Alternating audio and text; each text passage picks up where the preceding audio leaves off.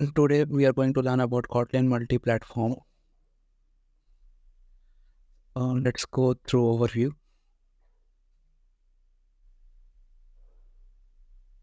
So Kotlin multi-platform is designed to simplify the development of cross-platform project, whether it's front end or back end. Uh, in the back end, we have example of a server. In front end, we have example of Android, iOS, desktop, and web. As you can see it in the picture on the left side. So we have a common multi-platform, which is an app, and it is implementing for this different platforms here. So let's and it Kotlin multi-platform reduces development time, like as it uses the same code across different platforms, and it retains the flexibility and benefits of the native programming. So let's go through use cases. So our first use case is Android and iOS applications.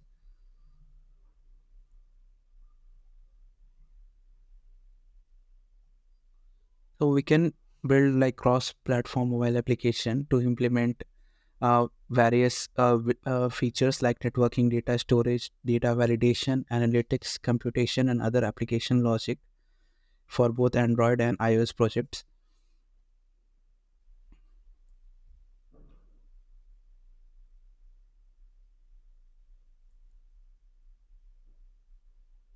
If we want to share the UIs also, we can use the Compose multi-platform to share the same UI across different platforms like Android and iOS. And it is a declarative UI framework developed by JetBrains. So, Our next use case is multi-platform libraries.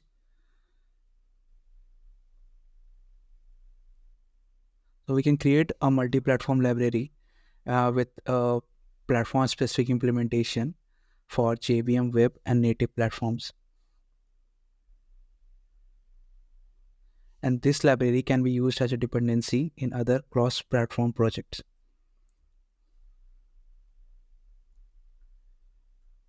Our next use case is desktop applications.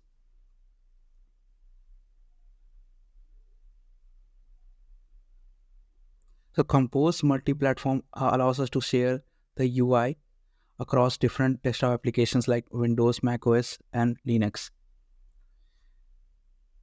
And it is built on top of the Kotlin multi-platform, and it allows us to share UIs as well as the code. that's So our next topic is code sharing between platforms. So Kotlin multi-platform allows us to have a single code base for the application logic for different platforms.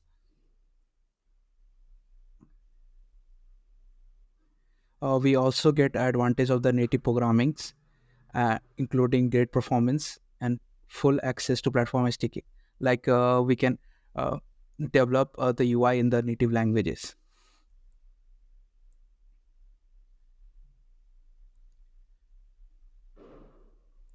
So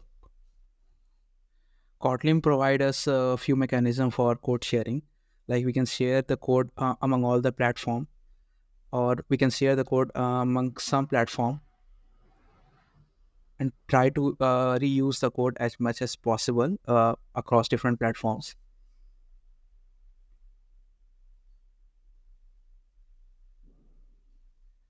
If we need to access platform specific APIs for the shared code, we can use a Kotlin mechanism of expected and actual declarations. Uh, like in this sub one interface is used, and in the common code base we have it is marked with expected, and in the platform specific we can use the same interface and mark it with actual declaration, and then we can use it. On the left side we have the image where we have the common code base, and it is used across iOS, JVM, and desktop. And in the iOS the same code is being used across different platforms like iOS ARM64 or iOS x64 with some modification. Uh, and in the desktop we have the same case, so it will be the same code or it will have the minor modifications in it. So let's look at the success stories.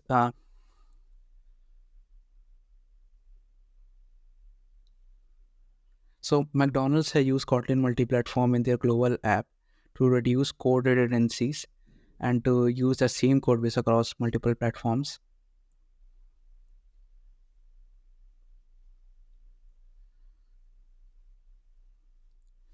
9gag, after trying both Flutter and React, uh, has moved to Kotlin multi-platform gradually, and this helps them to ship the feature faster uh, and provide consistent experience to their consumers.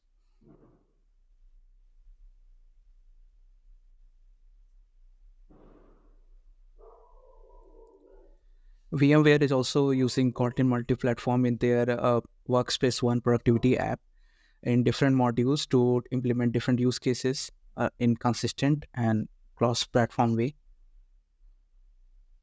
Now let's look at some multi-platform libraries. These libraries will support different platforms like Android, iOS, Windows, and everything.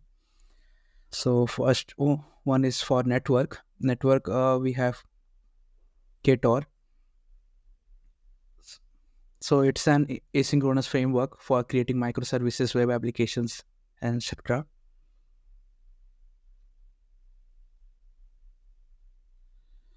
So next use case is storage. For that, we have SQL Delight library, which generates type-safe Kotlin APIs from our SQL statements.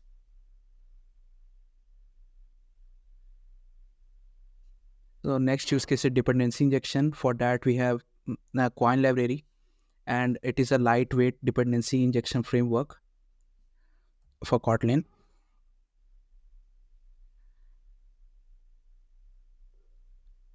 Next, our next use case is asynchronous. For that, we have a coroutine library, which help us to simplify the code which we are executing asynchronously. These are some of the references that I have used for this presentation. Thank you. If you like this content, then please like and subscribe.